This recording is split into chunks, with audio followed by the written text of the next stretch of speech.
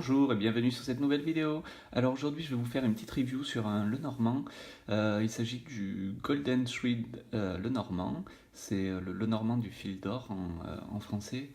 Alors c'est un jeu qui vient des États-Unis, hein, qui n'est pas édité en France. Euh, je l'ai commandé chez... Alors attendez, avant de vous montrer les cartes, je vais quand même vous montrer la boîte. Hop. Alors les cartes glissent très bien. Alors, donc voilà la boîte. Donc c'est fourni dans une boîte en cartonné assez rigide. Je vous avais fait une review sur le Seven Sphere Tarot et le Normand. C'est du même créateur, la maison Labyrinthos. Donc voilà, c'est la même qualité de carte, c'est le même conçu un peu sur le même système. Donc une boîte qui se ferme comme ça, aimantée. Ici on retrouve à l'intérieur une petite phrase. Et voilà. Donc ici derrière vous avez un aperçu de quelques cartes. Donc il y a 38 cartes au lieu de 36, je vous montrerai lesquelles. Donc voilà, c'est une boîte cartonnée assez rigide, petite taille par rapport au tarot de la même édition. Donc voilà, voilà pour la taille du tarot. Donc on est sur une boîte quand même beaucoup plus petite et des cartes de plus petite taille qui sont vraiment taille Lenormand classique, taille carte à jouer. Pour ce qui est alors fourni avec le coffret, donc on retrouve, il n'y a pas d'application. D'habitude, en fait, Labyrinthos a l'habitude de faire des applications qui vont avec leur jeu. Sur celle-ci, il n'y en a pas. Ils ont fourni un petit feuillet, parce que c'est même pas un livret. Hein. C'est vraiment un petit feuillet où vous retrouvez en fait des mots-clés pour les cartes. Donc, des mots-clés pour toutes les cartes.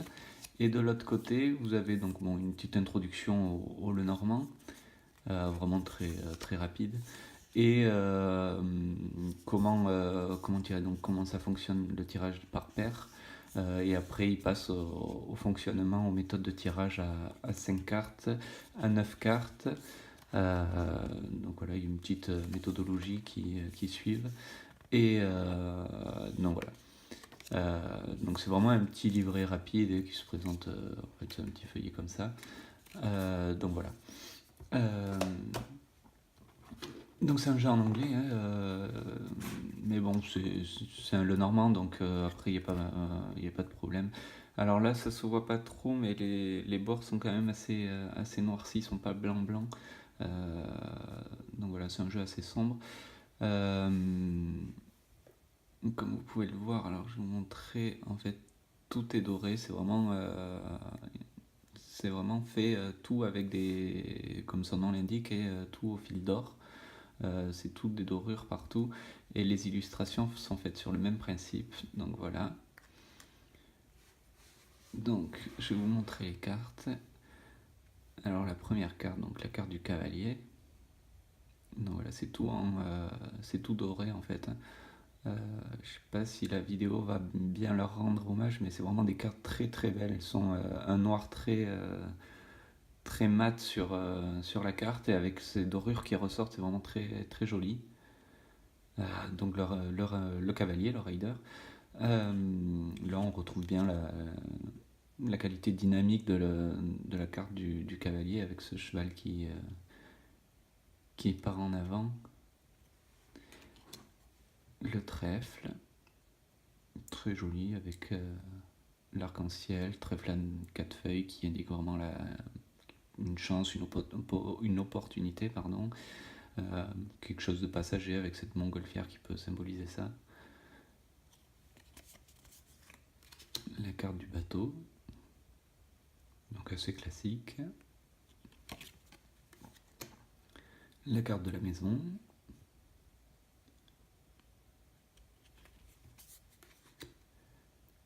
La carte de l'arbre. Donc c'est des illustrations vraiment très simples et assez graphiques, je trouve. Et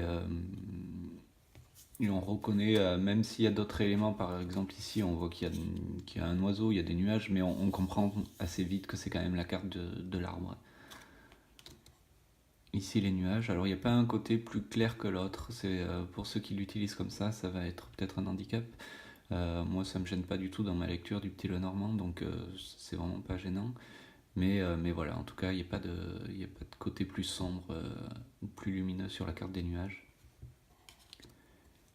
La carte du serpent, alors c'est celle qui m'a le plus étonné. On retrouve pas vraiment l'idée du danger dans cette carte.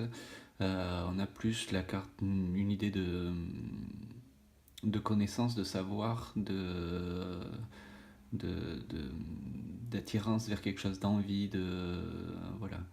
Mais on n'a pas vraiment la carte du danger. La carte du cercueil, là, on peut pas faire plus clair. On a vraiment cette idée en étant sous terre d'enfermement, de quelque chose de cloisonné. La carte du bouquet, très jolie aussi, et très classique. La carte de la faute, donc elle qui coupe clairement d'un côté plus que de l'autre. La carte du fouet.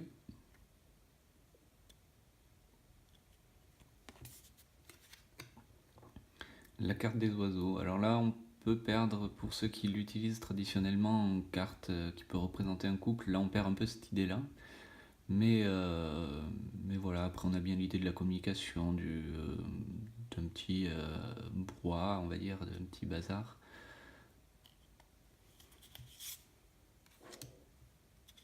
La carte de l'enfant. Là c'est pareil, on retrouve des étoiles, mais on comprend très vite que c'est la carte, un seul coup d'œil, on comprend quand même que c'est la carte de l'enfant. Donc c'est pas gênant dans une lecture d'un grand tableau. J'ai d'ailleurs utilisé là, récemment pour un grand tableau, et c'est vraiment agréable de travailler avec ce jeu. La carte du renard. La carte de l'ours, où là on a bien l'idée de quelqu'un d'autoritaire, en position de pouvoir en fait.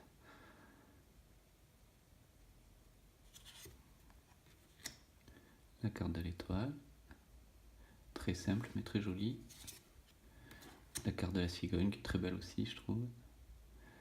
On a bien cette idée de prendre son envol, d'aller voir ailleurs.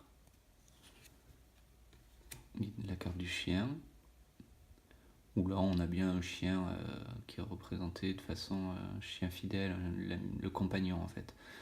Parfois on retrouve des chiens un peu plus agressifs ou des chiens, voilà, là on a vraiment cette idée de fidélité. La carte de la tour, où là on retrouve bien l'idée d'être enfermé avec cette barrière, cette muraille, pardon, cette muraille devant, puis après cette tour très très haute. On a vraiment cette idée d'enfermement, de cloisonnement, d'élévation aussi. La carte du jardin.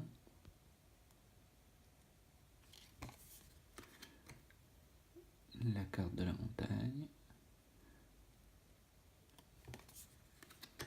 La carte du chemin. Alors là, c'est la carte qui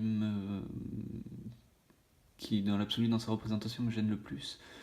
Parce que là, on perd complètement l'idée de choix, de décision, ou de séparation. On n'a vraiment qu'un seul chemin. J'aurais préféré avoir deux chemins qui se séparent. Mais bon.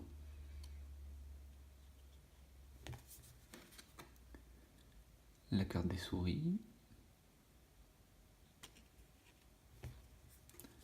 La carte du cœur qui est très jolie aussi. La carte de l'anneau.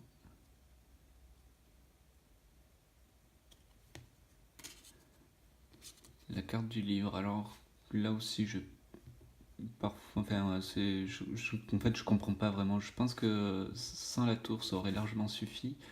Mais bon, pourquoi pas. On a l'idée d'histoire, un peu de conte de fées, d'embellir les choses. Pourquoi pas. Mais bon, je reste quand même sur l'idée principale du livre dans cette carte. Je tiens pas trop compte en fait de cette tour qui soit en plein milieu du livre. Et ce qui est dommage, c'est que dans le livret, en fait, il n'y a rien d'expliqué de plus par rapport aux illustrations qui ont été choisies. Mais bon, après, c'est pas tellement gênant non plus. La carte de la lettre, où là, on a vraiment cette idée d'échange et de communication, quoi, d'échange, de partage avec les vagues qui sont autour. Alors la carte de l'homme, la carte de la femme, donc ils sont construits sur le même système, et avec le soleil au-dessus de l'homme, la lune au-dessus de la femme. Et donc les deux cartes additionnelles sont celle-ci et celle-ci. Donc en fait il y a deux cartes hommes et deux cartes femmes, deux personnages habillés, deux personnages entièrement nus, qui sont couronnés et qui sont dans les étoiles. Ça peut servir, donc bien sûr pour les couples de même sexe, on les utilise généralement, mais cette illustration qui change en fait me fait penser un peu au féminin et au masculin sacré. Je pense que je les utiliserai plutôt dans ce sens-là aussi. Donc voilà, c'est vraiment de jolies illustrations. La carte du lys, très belle, très simple. La carte du soleil, la carte de la lune, la carte de la clé, où là on a bien cette idée d'ouverture, on voit bien qu'on est enfermé quelque part, et que cette porte avec cette clé nous mène vers un autre, nous permet de sortir, nous amène ailleurs.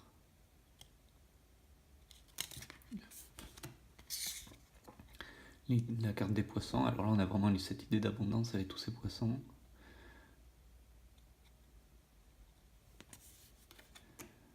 La carte de l'encre. Et là aussi on retrouve des poissons, mais on voit bien avec l'encre au milieu que c'est vraiment la carte de l'encre qu'il s'agit. Et la dernière, la carte de la croix, où là on a vraiment une idée de croix vraiment très religieuse. Donc voilà. Voilà pour les cartes de ce petit Lenormand qui est très joli. La qualité vraiment top, et c'est la même qualité que le Seven Sphere Tarot et le Normand. Donc c'est vraiment des cartes très souples qui glissent vraiment très bien. Le seul inconvénient, c'est de faire attention de ne pas vraiment avoir les mains un peu sales ou comme ça qui risquent d'abîmer. Voilà, ça peut faire des taches sur le noir. Avec les reflets, on peut le voir. Mais voilà, c'est vraiment des cartes de très très bonne qualité. C'est un jeu très épuré, très simple, assez neutre et qui est vraiment très très joli. En fait, moi, c'est vraiment un gros coup de cœur. J'en ai profité pour me commander aussi en même temps le Golden Street Tarot, qui est construit sur le même système. Alors je vous ferai une review à part, mais voilà, c'est vraiment le même, c'est vraiment construit. Alors ça c'est la deuxième édition moi que j'ai. Il a déjà été édité une fois et ils ont dû tous se vendre. C'est un jeu qui a vraiment eu beaucoup de succès. Donc voilà, moi j'en ai profité pour me commander les deux en même temps. Donc voilà, c'est vraiment construit sur le même système.